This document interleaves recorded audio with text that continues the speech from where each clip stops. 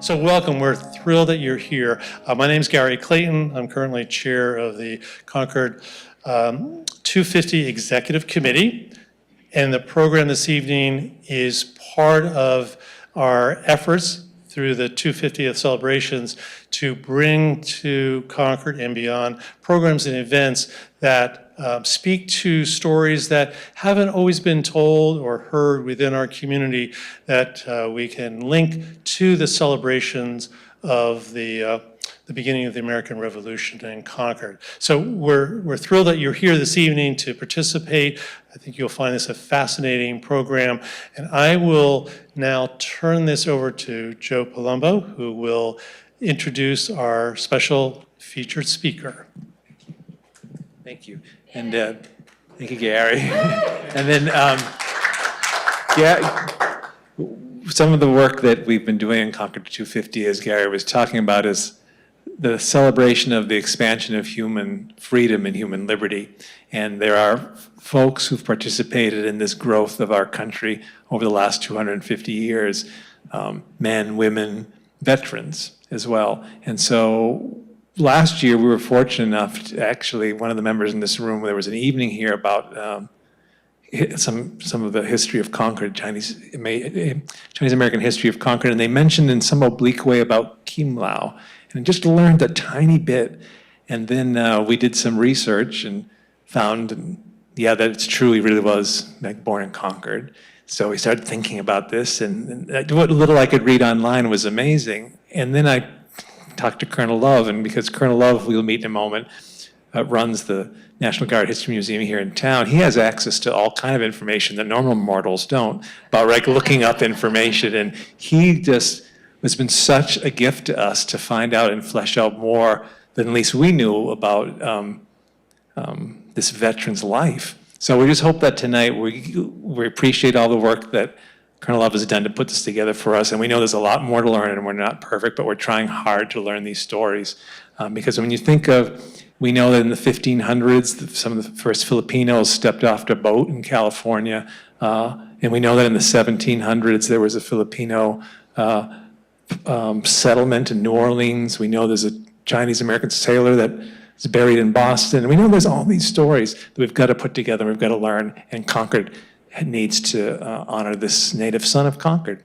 So I'm about to turn it over to Colonel Love, and thank you so much for coming tonight. And it is live stream and videotaped, so anyone who who wants to see it, that didn't get a chance to see it, thank you so much for helping to learn about everybody's history. So I'm going to turn this over to Colonel Love now.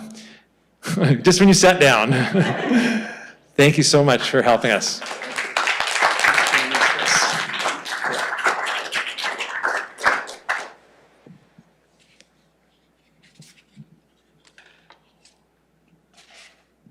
Thank you, Joe, Gary, and town folk, and the library, Concord 250, for inviting me here to speak tonight. At the museum, we have a motto which really fits in with this event, makes me very happy to be here, which is to preserve stories of military service, stories of the men and women who have in peace and war, who serve us and help to protect our way of life, and to preserve those stories, and also to educate, share, and talk. And that's what I'm doing right now. And then the last part of our motto is to inspire, and inspire lives of service, and to learn from the examples that folks like Ralph Kimlau set for us that help us to go forward. And tonight we are talking about Ralph Kimlau. I've learned a little bit about him. I came at this, as I do most stories of constructing narratives of military service, focused on my comfort area, which is, here we have a pilot who served in the Pacific.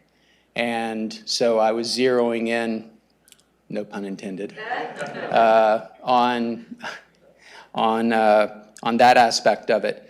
But Joe encouraged me to branch out a little bit and try and include some of his life before he was a soldier, before he was a pilot. And I was fortunate to be able to connect with some of his family and friends in New York, who I just want to thank right now, Mel Taylor especially, for hooking me up with some of the photographs you're going to see tonight, which have not been published and have not been really widely shared. In fact, many of the photographs, including this one, are, well, they're in a museum, and I'll talk about that a little bit more. Okay, so the life of Ralph Kimlau. So Ralph Kimlau was born Benjamin Ralph Kimlau. That makes him a junior. Is his father's name. His father was Benjamin, or I've seen reference to Benny, things that his family and friends would have called him. Therefore, as with any family with a junior, usually another name has to be used to avoid confusion. And so Ralph is the name that his family and friends called him, and that's what I'll call him during this presentation to keep the distinction there. Born at the Deaconess Hospital, which in April 1918, Deaconess, of course, in the early 1920s became known as Emerson Hospital, and which it is today. His parents, Benjamin Ralph Kimlau and Florence Chu Kimlau. His father, the family, I wasn't able to find a lot of records on their life in Ralph's early years. The family does show as living in Woburn for a time. Father is working in Boston, Benjamin, as a chemist.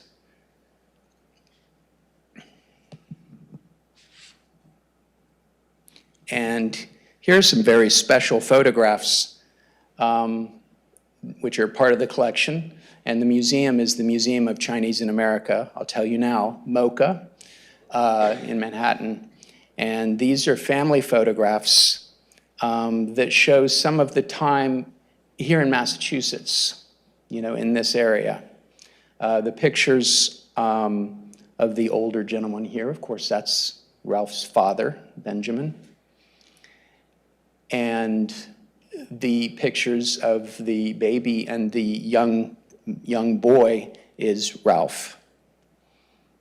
And so these pictures would have been, just judging by his age, I would say he's maybe 8 years old there. Probably this is in 1926, 27, something like that,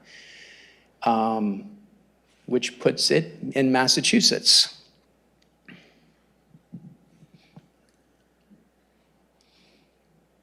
I just love the suits.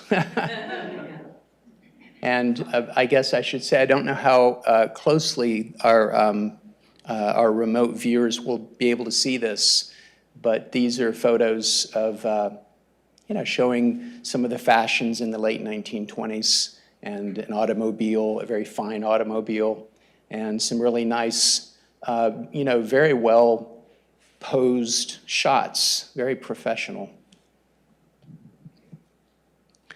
In 1932, when Ralph is 14 years old, the family moves to New York City.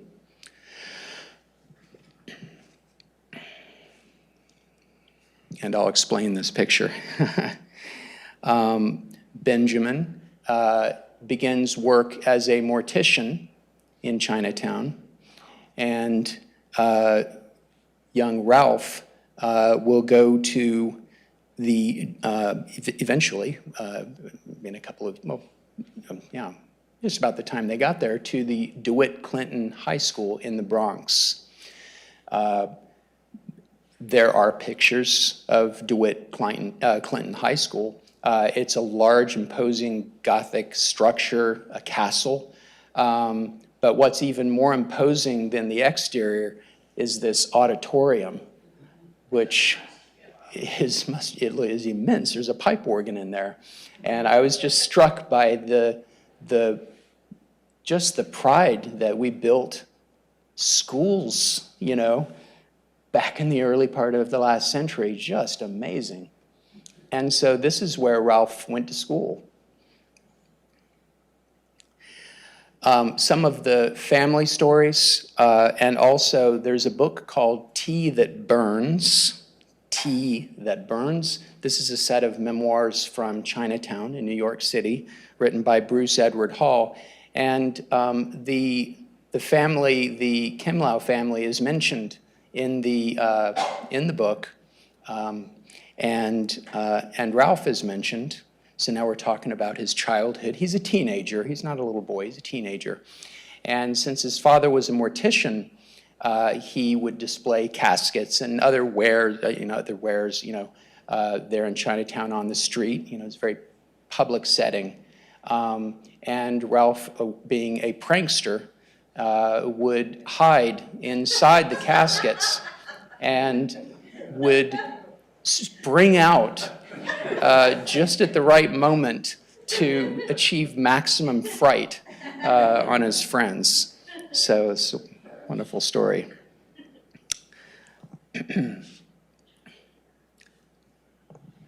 I don't think anyone's seen this picture lately, but I got this from the National Archives. So young Ralph graduates from DeWitt, and he begins going to school at Washington Square College, which was part of New York University. So it's 1937 now. And he goes to the State Department and has to apply to go to China. He wants to go to college in Peking, Beijing.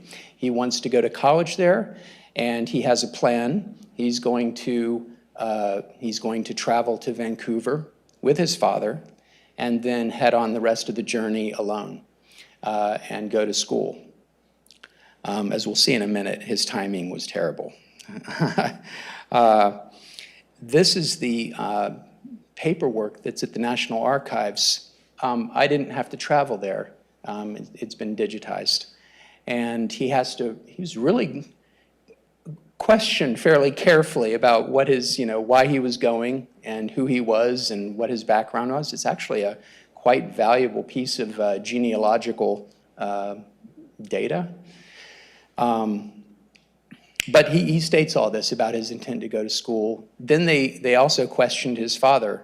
There is the file, the record series that this is in at the National Archives is part of the Chinese Exclusionary Act records, which were meant to control and really limit Asian immigration at certain times in our history. We're talking about the late 1930s.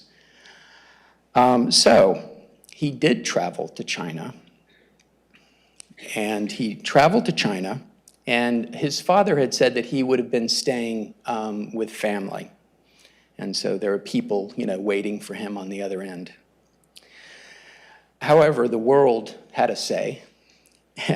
And on the 7th of July, 1937, of course, Japan invades China. And pretty quickly, Ralph realizes that this isn't going to work out at all.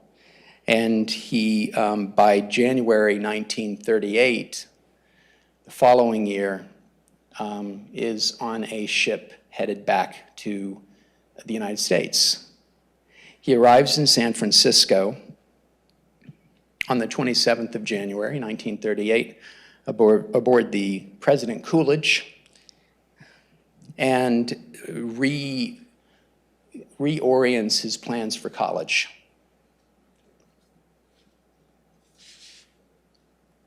Okay, he chooses a college in the United States.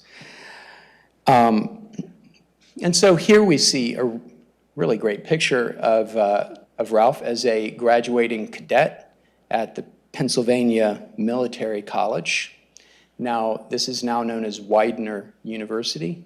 But at the time, this was a military academy that had a corps of cadets, just like West Point or VMI, the Citadel, and so forth. So when you graduated from here, you were commissioned into the service.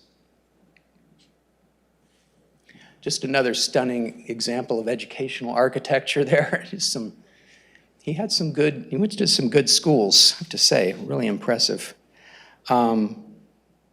So he graduates in 1942. Now, of course, the war is in full swing, and graduating from a military college, I don't think there's any doubt, in his mind, where he's going.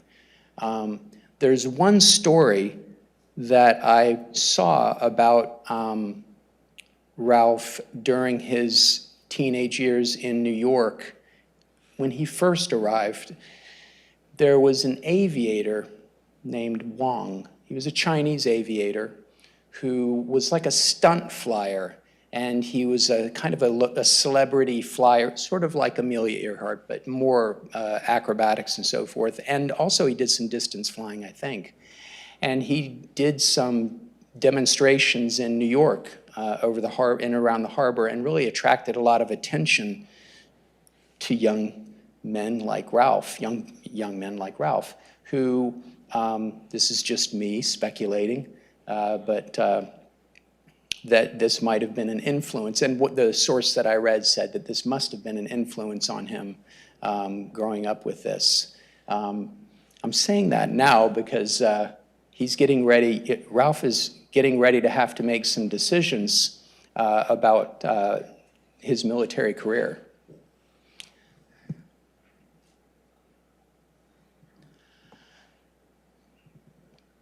Okay, so here we see probably 1942, 1943. Ralph has graduated from Pennsylvania Military College, and he's wearing the uniform of an infantry lieutenant, okay? Infantry. We can see that on his collar are the crossed rifles of the infantry branch. And here he is. I did not have a caption for this, but Ralph did have two sisters. I'm just going to guess, but definitely looks like family. And here he is possibly with his brother.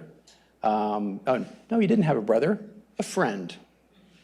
But that's him on the left, and there you can see his crossed rifles even better.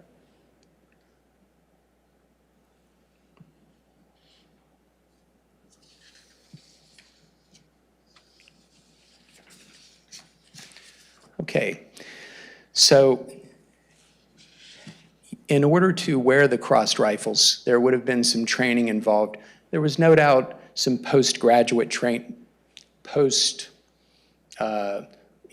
post-graduation from the Pennsylvania Military College of Infantry training. However, Ralph volunteered to become a pilot, and he was selected.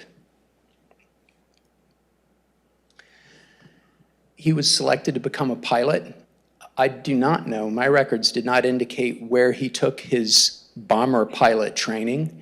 However, most of these bases were in the South, Georgia, Texas, perhaps, that's where he trained and most likely did.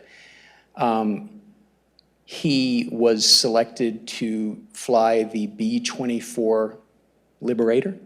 We'll see some pictures of that coming up, a large 4-engine bomber.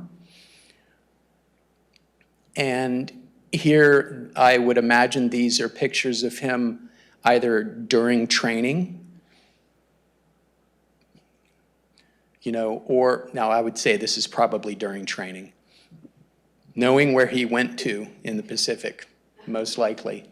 Some great over-the-shoulder shots here of Lieutenant Kimlau learning to fly these enormous aircraft. These pictures also came from MoCA. Now, this is me getting fancy, all right? So, one of the photographs, I'm going to skip ahead and show you the, well, I don't have the, do I have the, nope, I don't have the photograph.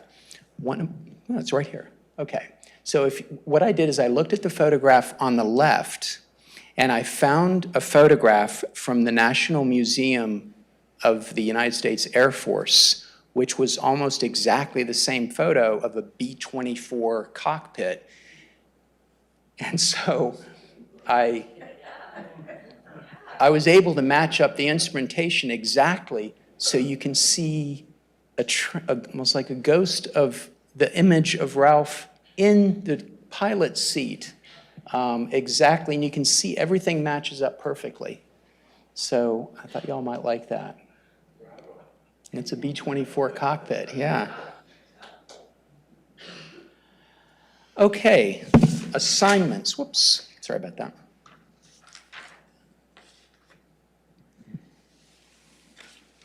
Okay, so Ralph was assigned to the 380th Bombardment Group, which was known as the Flying Circus. And specifically, the 380th Bombardment Group, 530th Squadron. Now, this was in the 5th Air Force. Now, the 5th Air Force was one of the main Air Force formations in the Pacific. If you guys watch TV, you've seen there's a TV show on the Masters of the Sky all about the 8th Air Force in Europe. If they were to make a similar TV series of the Pacific, it would have focused on the 5th Air Force.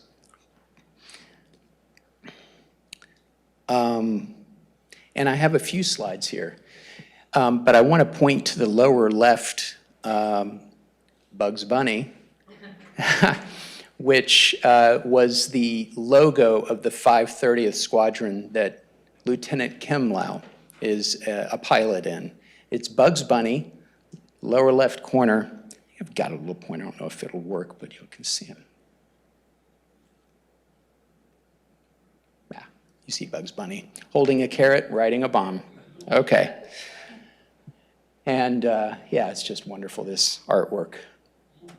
Okay, so this is the B-24, it's a B-24J. It's the same model that Lieutenant Kimlau piloted, a crew of 7, a lot of responsibility. It's just enormous. If you look at the window on the cockpit of how small that is, it just kind of gives you an idea of the size of these aircraft. This is not the aircraft that he flew. I was not able to find any photographs of his aircraft. However, this aircraft belongs to the Collings Foundation in Stowe, Massachusetts, who have an amazing collection of aircraft, many of which fly, and they actually do fly them at air shows. And since this was the same model, it was a color picture, but I made it black and white, so it would blend in with it is beautiful, the witchcraft. Now, this is a special photo right here. This is a photo of Lieutenant Kimlau, who's standing to the far right, and his crew. This is his crew. And actually, I have no doubt that that actually is a picture of his aircraft behind him, though not, not a full profile or anything like that. But there are our warriors right here. And Lieutenant Kimlau has a very serious, like an older man, look on his face, feeling the responsibility of skippering a ship like that with his crew. Now, there's a story behind this photo that I'm going to share with you. You'll notice that there's a name, a caption for every person in this except one, except Lieutenant Kimlau himself. And you'll also notice at the bottom that this came from a different collection. This did not come from MoCA. They did have this photograph, a different copy of it, but it had no captions on it, okay? So Lieutenant Kimlau had a friend named Virginia Lee, and there is some disagreement on whether they were engaged or not. This was in her papers. She kept this photo her whole life. Her papers were donated to the Smithsonian when she died, and this photo was in there. Clearly, it's a gift from Ralph, who wouldn't need to write his name over his picture. And so at least we can say they were likely friends. The engagement or not engagement, there's differing opinions among his friends and families that I heard. So I just thought I'd say he had a friend. Yeah, a special friend. And this picture is just, the clarity of it is really quite brilliant. This is his crew.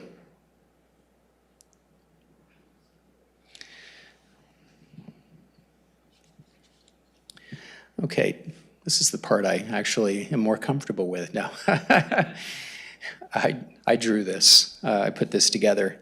I'm going to go into Lieutenant Kimlau and the 530th Bombardment Squadron's operations in Australia and New Guinea now. I think I like visuals. You know, I like maps and so forth. So what I did is I took a fairly dry list of, you know, dates and places and so forth and put it on a map so you could kind of see. The thing I want you to understand in this map is the distances involved in these operations. I'm going to step forward here because I can roam with this.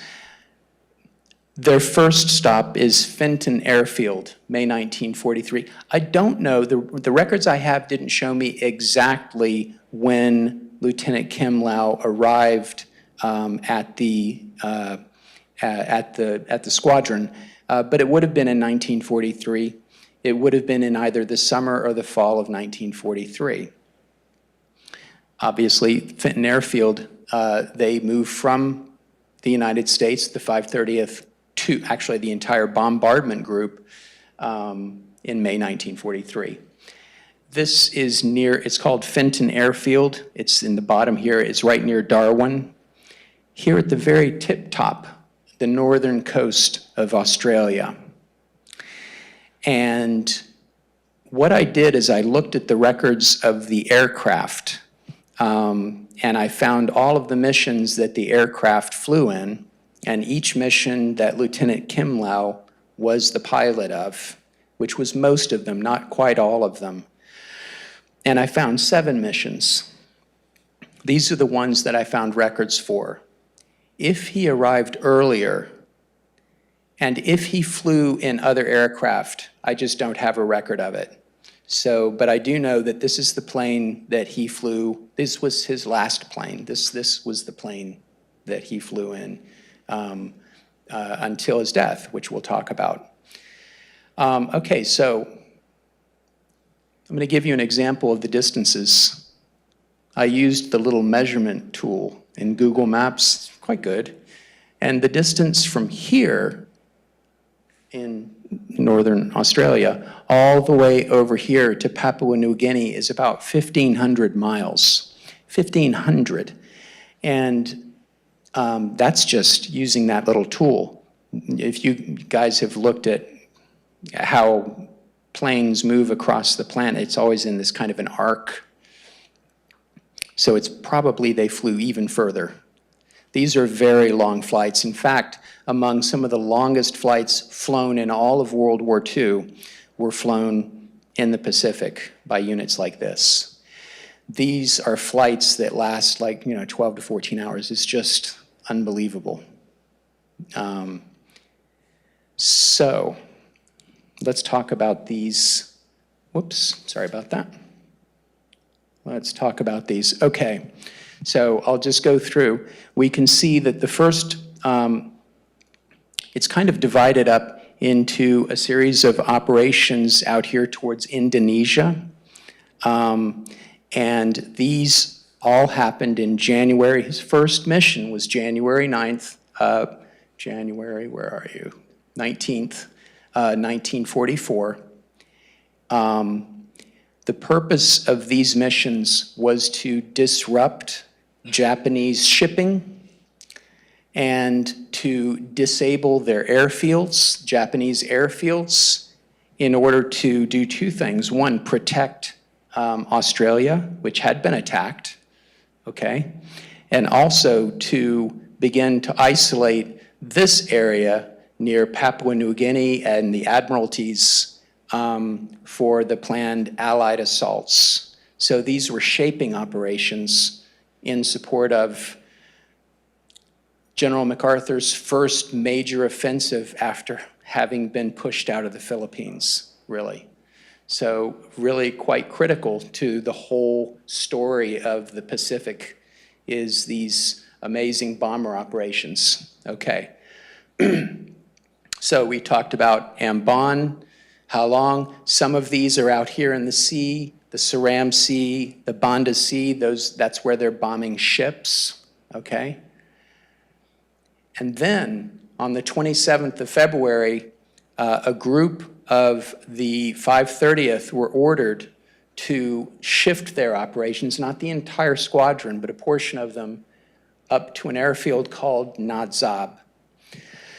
Nadzab, in military terminology, we would call it degraded, a degraded site, meaning it was dirt. It did not have the maintenance hangars. It did not have the bench stock, spare parts, fuels and lubricant. It didn't have everything that Fenton Airfield had.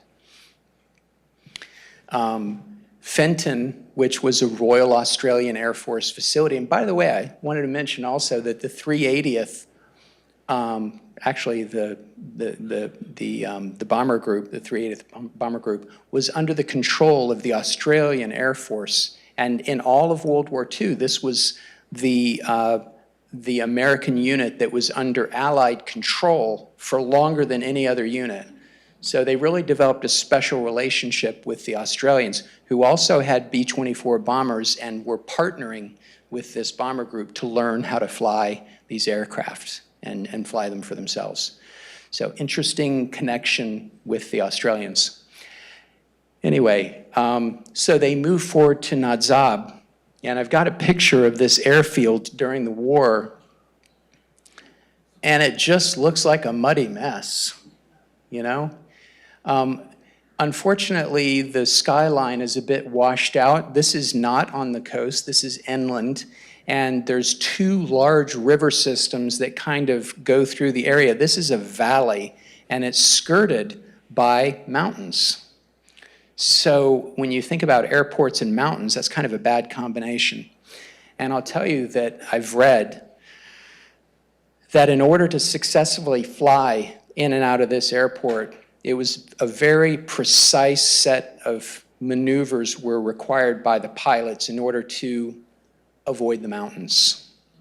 You had to know exactly, how to get in and out of this airport. This airport that was, quite primitive. All of these factors are going to, I'll be talking about them a little more in a minute. Let me go back to the map. Okay, so on the 27th of February, we have this forward position occupied, and you'll see now that the attacks now are focused on New Guinea, okay? So this is one little bomb explosion, but it was actually two attacks. The reason why the squadron, the 530th, was attacking there is because you can't see it, but this is called the Los Negros Islands, and it's just to the right of that bomb splash. And this was a set of islands that were being invaded by the 1st Cavalry Division. And so this was a critical bombing mission in order to soften up the Japanese defenses so that so that, the invasion would be a success. So we see within days of their arrival, they're already bombing like daily, okay? The final mission I didn't put up here, but that is 5 March, okay? And their final target was actually not along the northern coast, but it's actually, as I mentioned, right on Los Negros. So that was the final mission. So if you were to think of it in terms of kind of big picture, you have a lot of shaping operations going on here that is turning into more or less direct air support, okay? So that's the setup. Now I've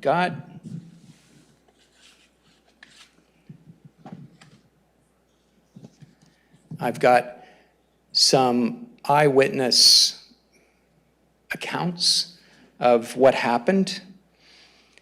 And the reason I think it's important to read it, it'll explain what happened, is because I think that there are other enemies in war than just, our adversaries.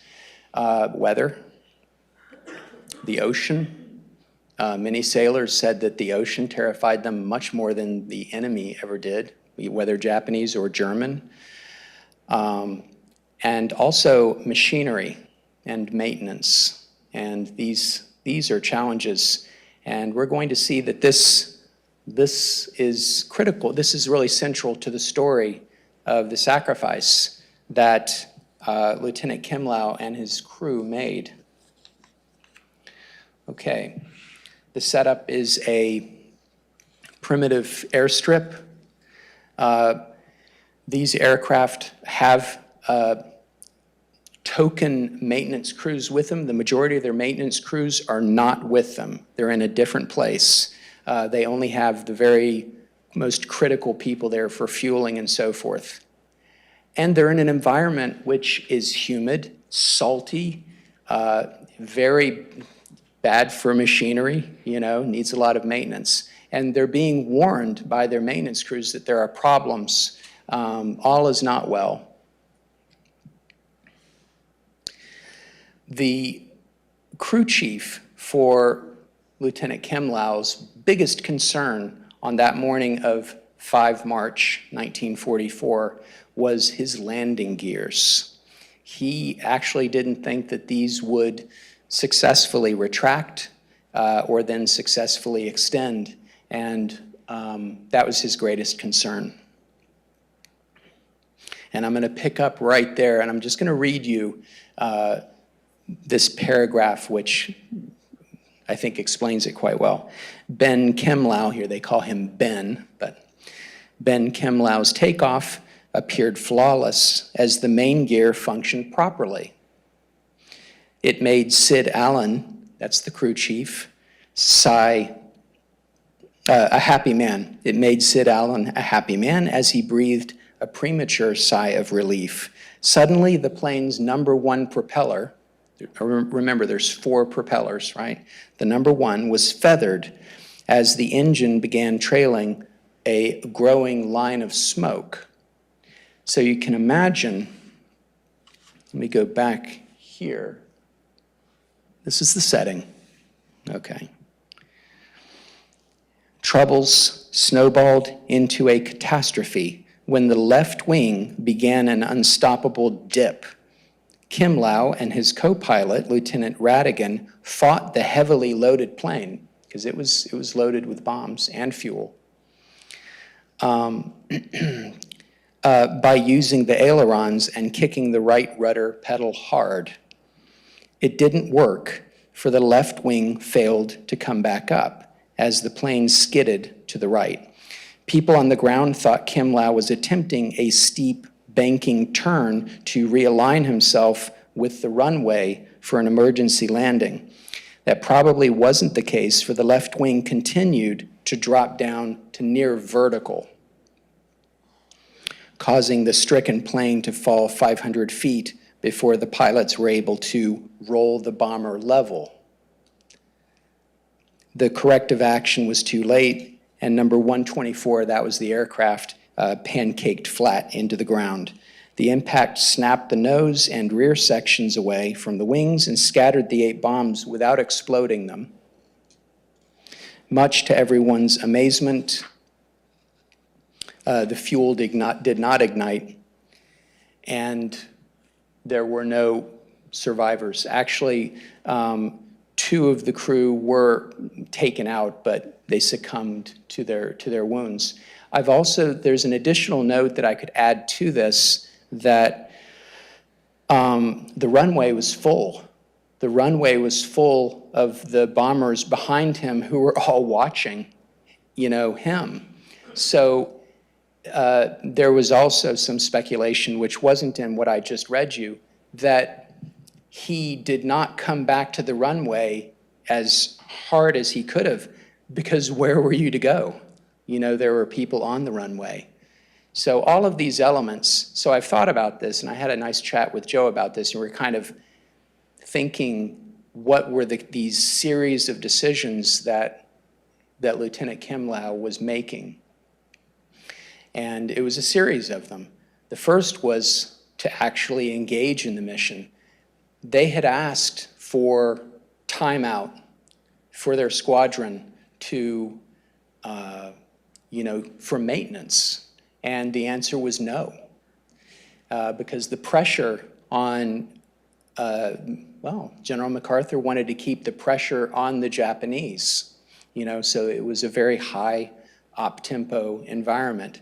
So this is one setting. You're there on the runway, knowing the chances of mechanical failure and wondering, can you deal with it?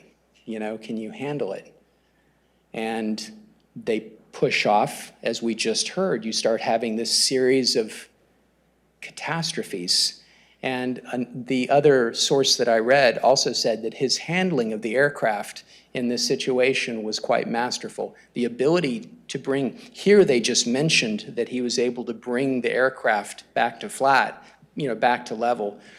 But the other source I read said that would have been extremely difficult to achieve that.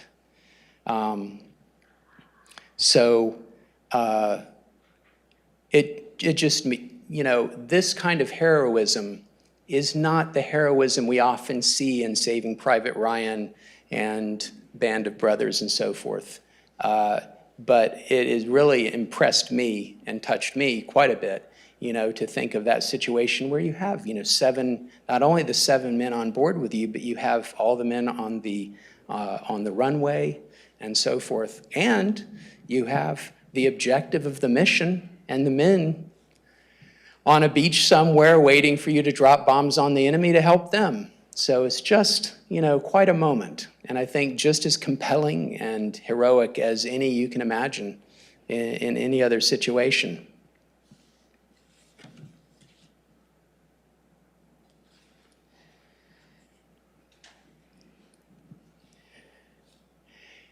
The crew were interred locally during the war.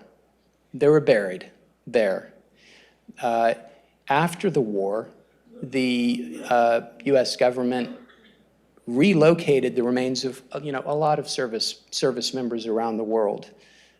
Many service members who were killed or died in the Pacific were interred in Manila.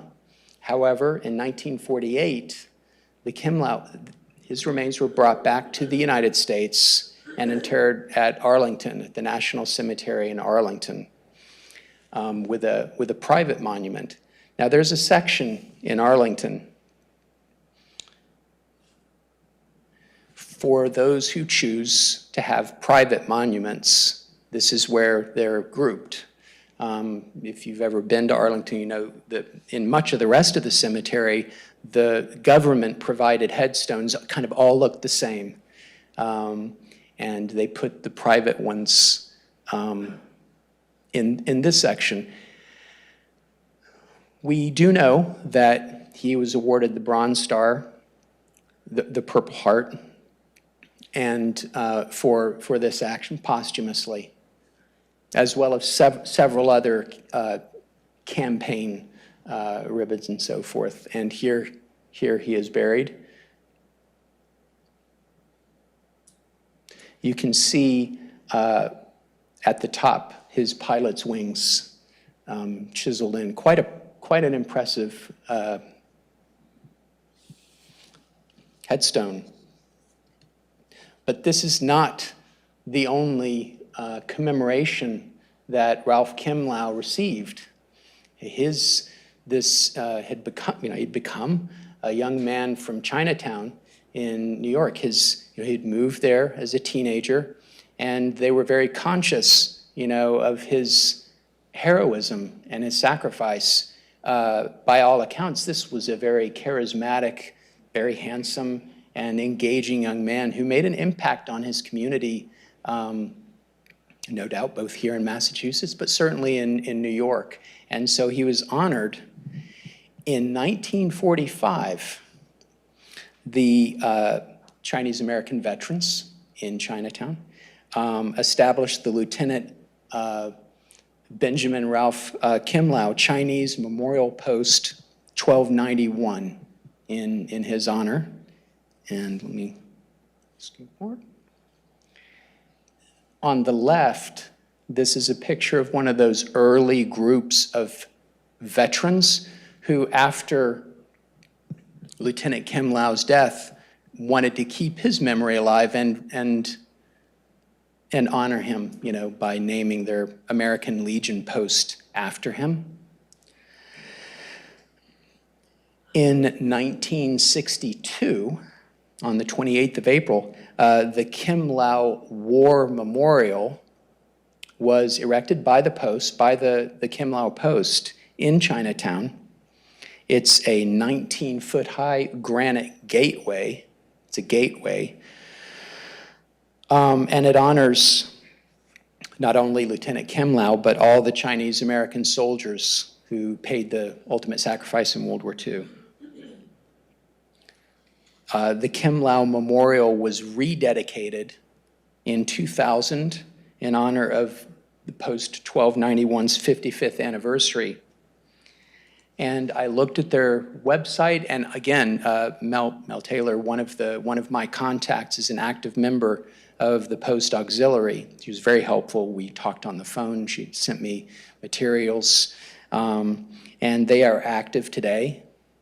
And I really like the way they put it on their website, that they consider themselves a living testament to the life and service that their namesake lived. I'll just quote them there. So here we have a young man who got his start in Concord, really a fine American. And I think that, we preserve his memory, we educate ourselves about his story, and it inspires us and inspires others. So I feel like my mission has been accomplished tonight by being here and sharing and learning with you about this fine man. And it's, to me, quite, and in case you couldn't see, there's in the middle there's the archway. To know that his example is being kept alive so well, in New York, and tonight here in Concord too. And thank you.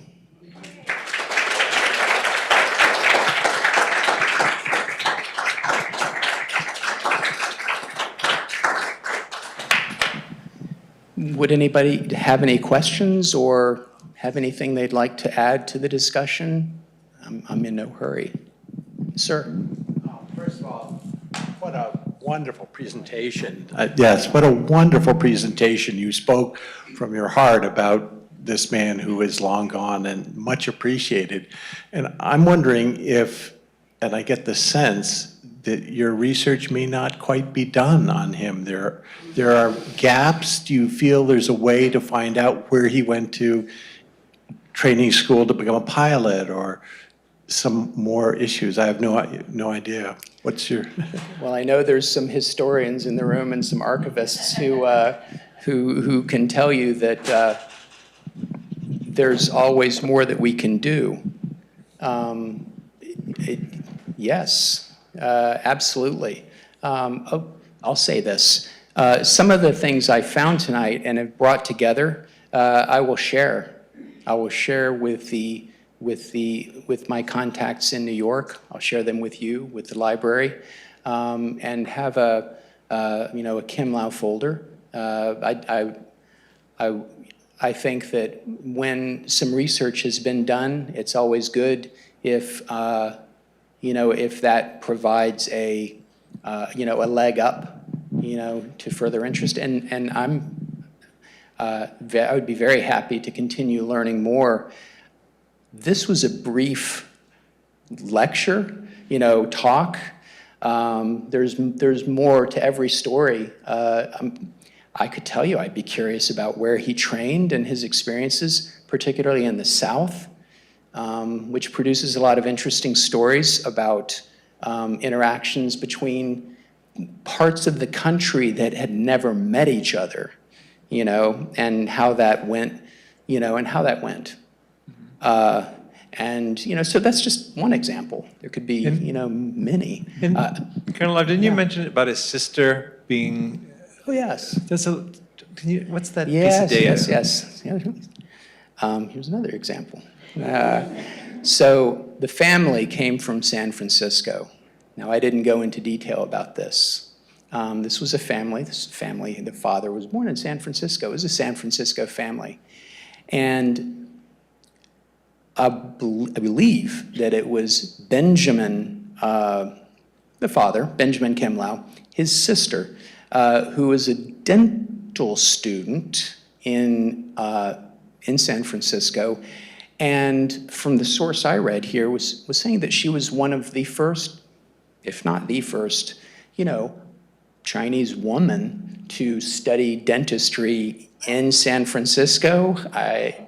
And so when I was talking with Joe about this, I was like, I like this family. There's a family that was really applying themselves and working hard, just the way that you want all America to be, and just fantastic. But yeah, thanks for reminding me about that.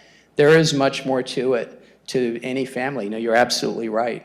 And depending on interest and time and so forth, I think it would be wonderful to add to what we know.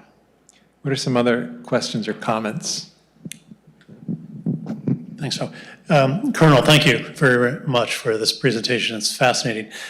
In terms of other information that might be available, do we think there's any ability to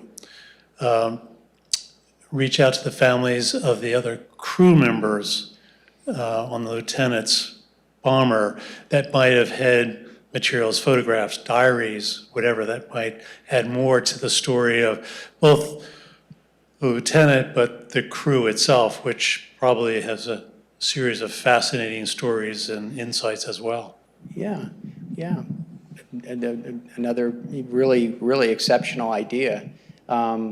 These are all techniques. These are all ways that we can continue to learn about, not just about Lieutenant Kimlau, but his entire crew.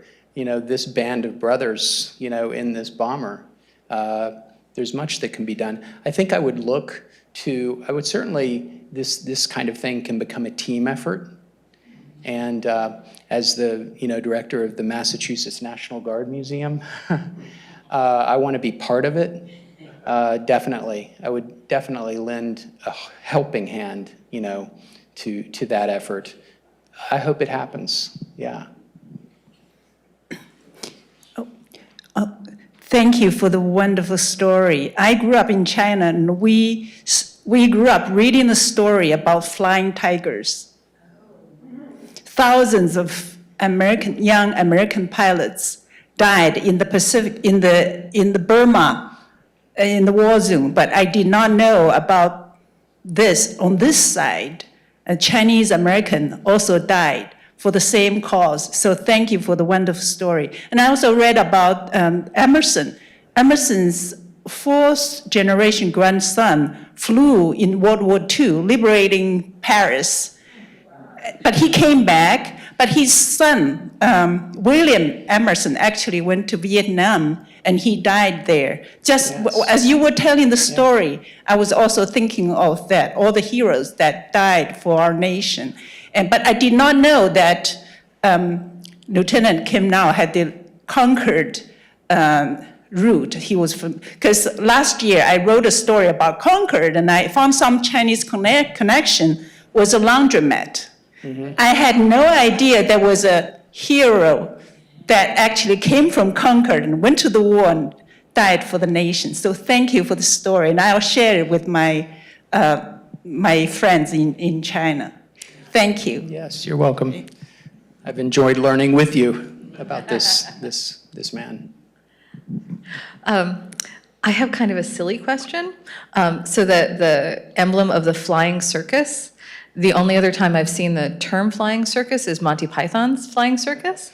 Can you tell me what that is from a military standpoint? Yeah, I can, sure. I hear the voice of Monty Python right now. Yeah. Thank you.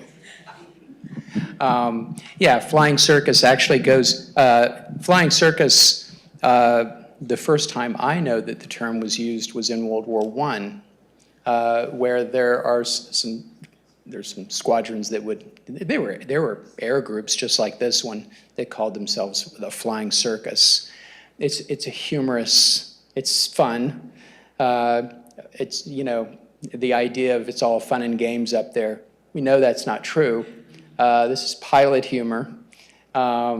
So that's really what I know about the term flying circus when it comes to air formations, that it's pilot humor, as well as all the artwork that they have there. And fun stuff. But hiding a more serious aspect of what they do too. But fun stuff, yeah. And this is just geography. So to get the planes to these bases, they flew them, they basically island hop from the Pacific or somewhere, from California, and got these planes over to these bases? Yes, wow. Yeah, they flew. For a time, like I was mentioning, in 1943 and 1944, this bomber group they had 1 million square miles. 1 million square miles. They were the only heavy bomber group covering this area. So the number of hours they racked up, but yes, they were flown there. This was all by air. Yeah.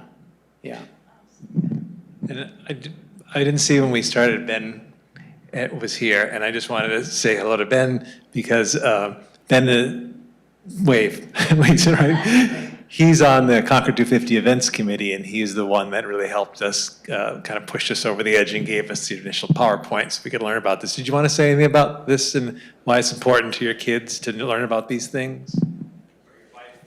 Yeah, it's a great presentation. I have learned a lot. So about last April, I was walking down the street in New York, Chinatown.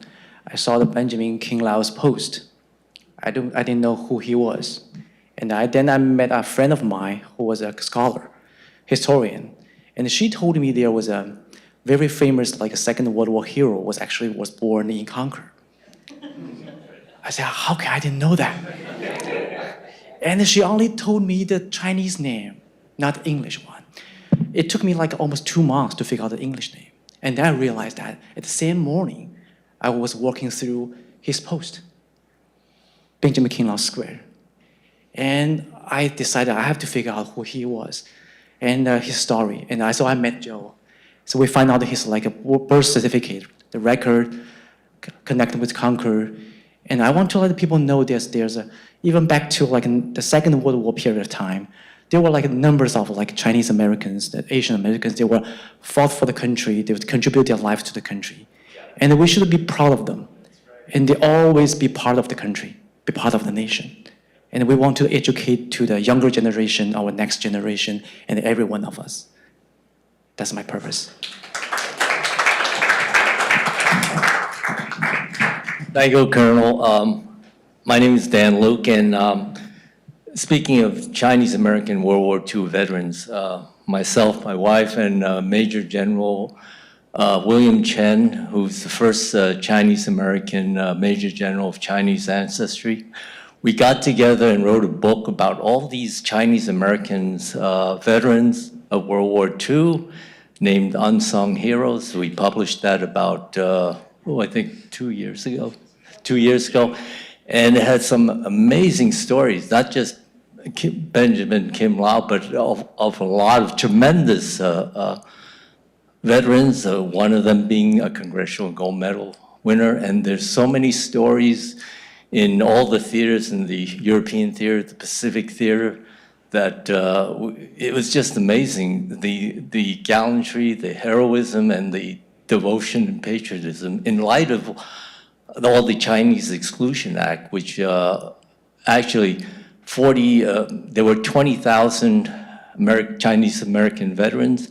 40% of them were not citizens because of the Chinese Exclusion Act. Yet they volunteered and put their lives on the line for a country that treated them as second-class citizens. And as a result, the Congress, we pushed through the act, Congressional Gold Medal. They were all awarded in 2018.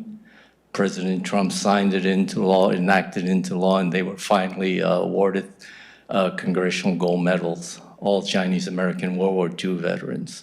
So it's quite an honor to have Well done. written. Well done. Thank you.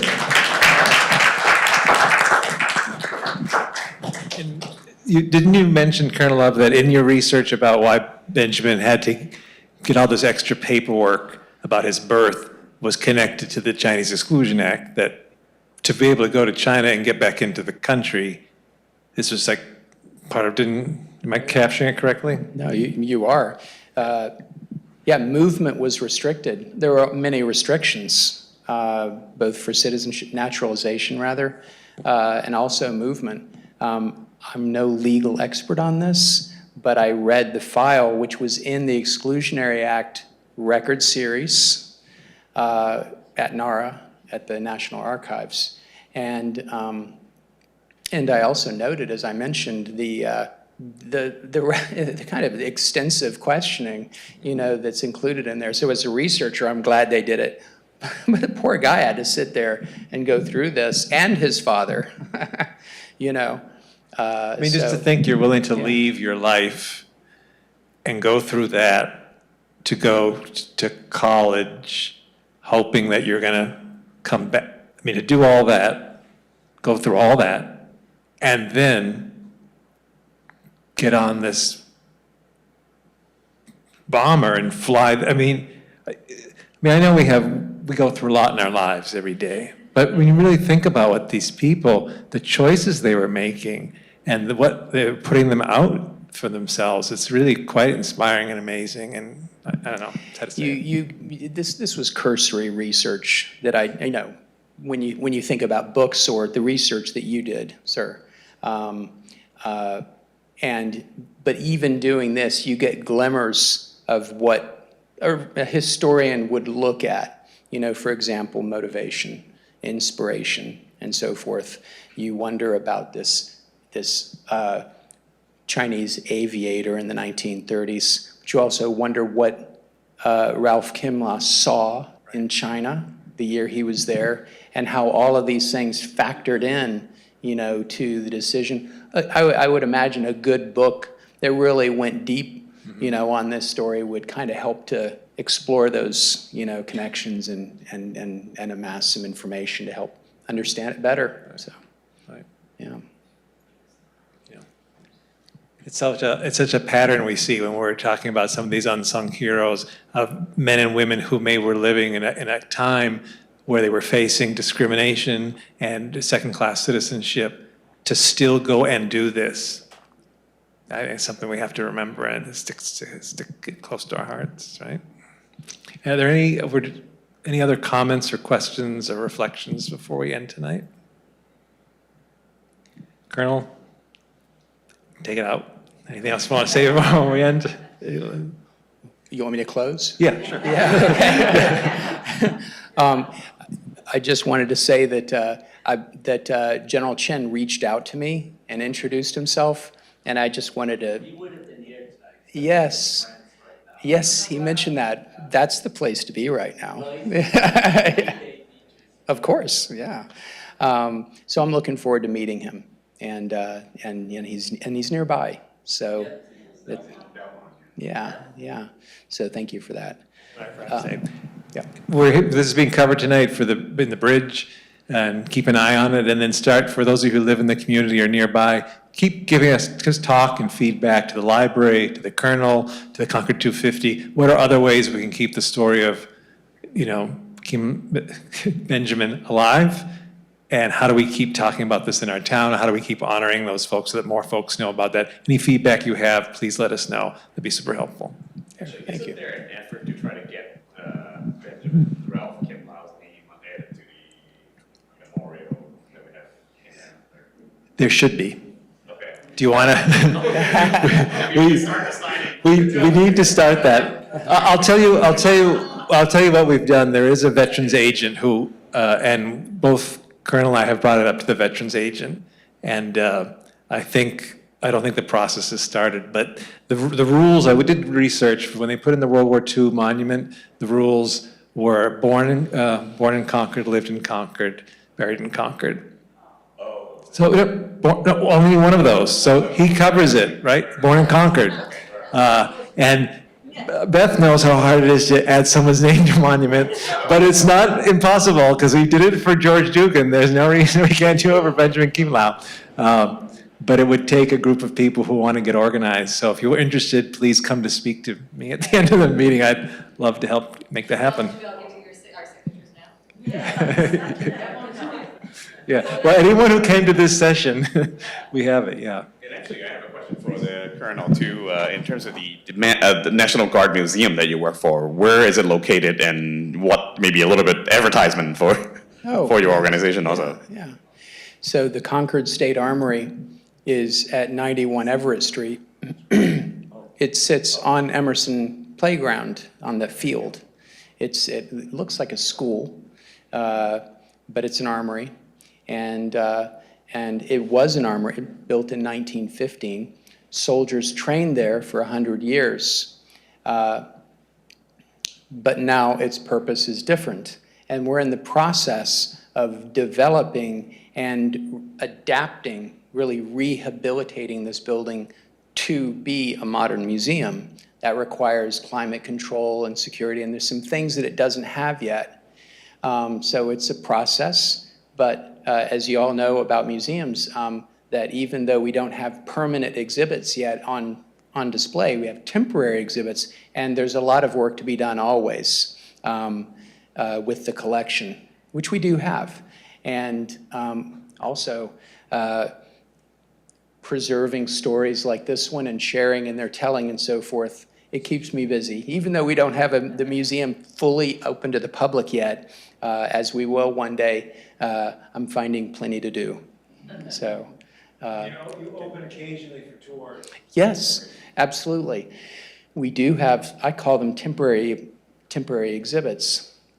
We share some of our collection. They're in displays that we have set up so that, it's not completely, in the waiting status, And if you contact me, I would be more than happy to show anyone kind of on appointment what we have and to talk about the Massachusetts National Guard. Our story goes back to 1636, so we have a lot of history to work with. And we're still here. And so, but yes, I would be happy to open up to anyone who's scheduled an appointment, though later on, of course, we'll just have, regular open hours, during the week. So. Thank you. I appreciate that question.